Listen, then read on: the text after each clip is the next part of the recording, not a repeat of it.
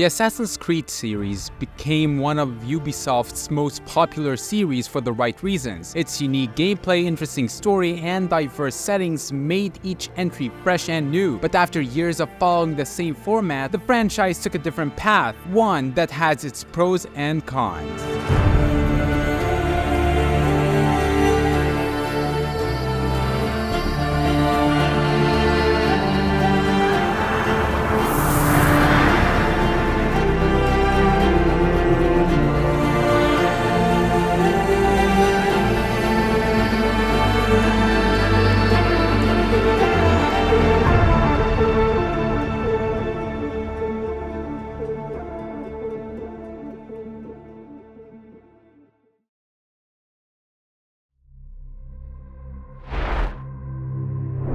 Assassin's Creed Origins took place in a setting that a lot of people have been asking for, Egypt, and visually, they delivered well. The world feels real and lived in. Textures aren't that impressive by today's standards, but when they blend together, they show beautiful environments, aided by the amazing lighting. However, the same cannot be said about the models. There are a lot of inconsistencies in the models. Some look good, some look bad, and some look like they were ripped out of a PS2 game. Other than that, the game looks beautiful, and even little details like the blood splattering effect when executing an enemy add to the overall immersion.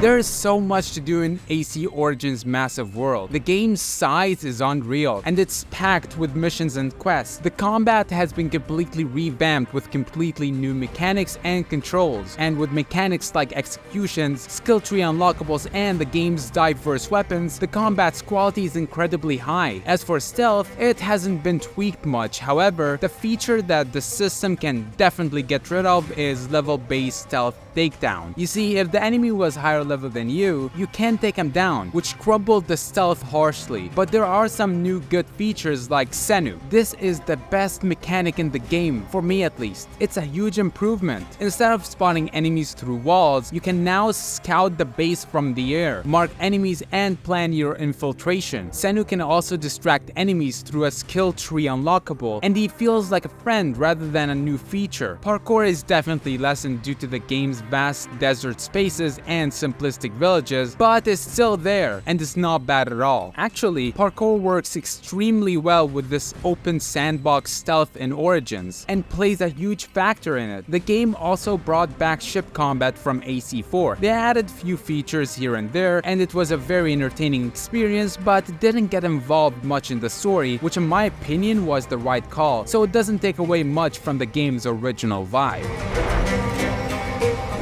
The story follows Bayek of Siwa, a Magi who lost a son who he had with his wife Aya. Bayek and Aya go on a rampage, killing the men who caused their son's death. And through those men, they discover a whole tunnel of powerful criminals who have been terrorizing Egypt and filling its people with fear and pain. The story is engaging, and the interactions between Aya and Bayek were extremely thought out. It's true that Aya is a warrior and Bayek is a protector, both with tough personalities, but with each other, they're not shy to show their soft sides and teach each other like husband and wife.